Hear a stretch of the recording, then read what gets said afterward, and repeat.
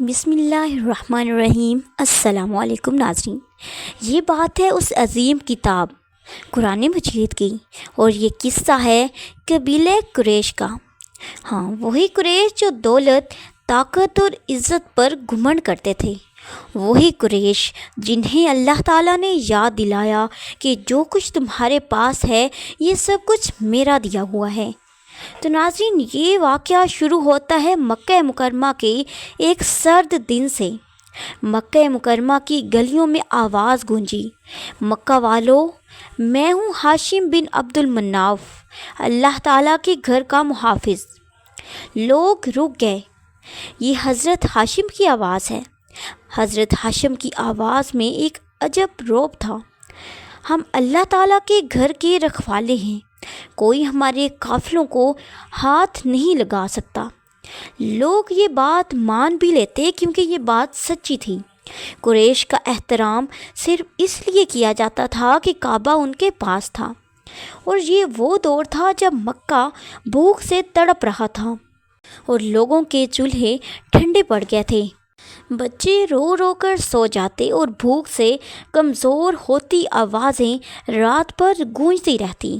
ان فاقوں کے زمانے میں لوگ کعبہ میں رکھے ہوئے بتوں سے فریاد کرتے، اے حبل، رحم کر، ہمارے بچوں کو کھانا دے۔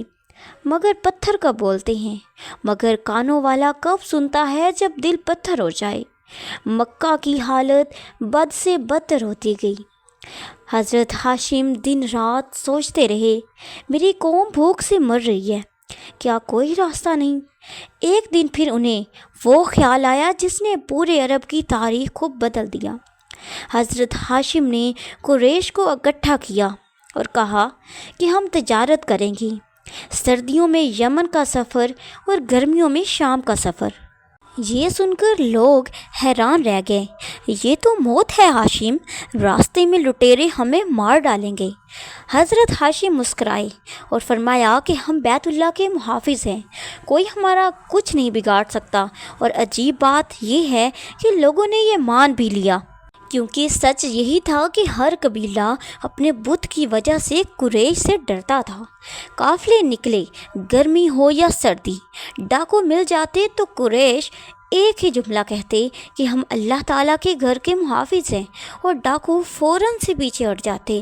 قریش کے یہ سفر کامیاب ہونے لگے، مگر مکہ مکرمہ، ناظرین، قریش کے یہ سفر کامیاب ہونے لگے، مکہ خوشحال ہو گیا، کاروبار بڑھ گیا، دنیا عرب کے اس چھوٹے شہر کی طرف آنے لگی، اور قریش دولت اور عزت کے مالک بن گئے۔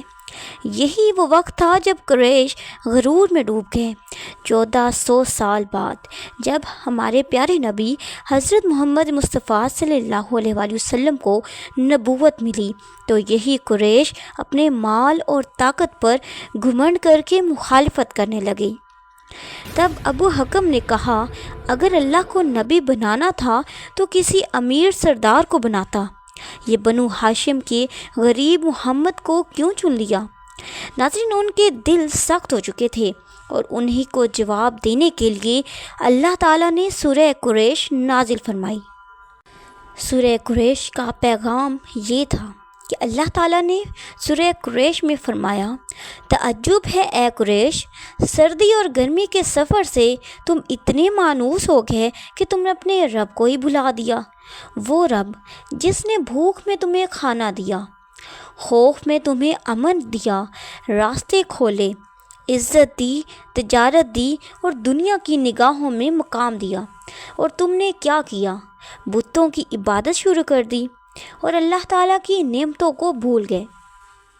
تو ناظرین، یہ تھی سورہ قریش کے نازل ہو جانے کی وجہ، کہ قریش دولت، طاقت اور عزت پر گھمنڈ کرنے لگے تھے، اور اللہ تعالیٰ نے انہیں پیچھے والا وقت یاد دلوایا کہ اے قریش، وہ وقت یاد کرو جب تم بھوک، پیاس اور فاقوں سے مر رہے تھے، تب اللہ تعالیٰ نے ہی تمہیں سب کچھ عطا کیا، اور پھر سے تم نے اپنے رب کو ہی بھلا دیا اور بتوں کی پوجا کرنا شروع کر دی، اور اللہ تعالیٰ کی ان تمام نعمتوں کو بھلا دیا جو اللہ تعالیٰ نے تمہیں عطا کی تھیں۔ تو ناظرین، سورہ قریش صرف ایک تاریخی واقعہ ہی نہیں، یہ آج بھی ہمارے لیے ایک آئینہ ہے۔ اللہ تعالیٰ نے ہمیں کیا نہیں دیا؟ بہتر زندگی، گھر، روزگار، سکون اور عزت، لیکن ہم اکثر کہیں نہ کہیں قریش کی طرح ناشکرے بن جاتے ہیں۔ ناظرین، زندگی بہت مختصر ہے، اللہ تعالیٰ کی نعمتوں کو پہچانیے، قرآن مجید کو سمجھنے کی کوشش کیجیے، اپنے رب سے رشتہ مضبوط کیجیے، ورنہ کہیں ایسا نہ ہو کہ روز قیامت ہم پر بھی تعجب کیا جائے کہ انہیں سب کچھ دیا مگر یہ اپنے رب کو بھول گئے۔ تو ناظرین، یہ تھی میری آج کی ویڈیو۔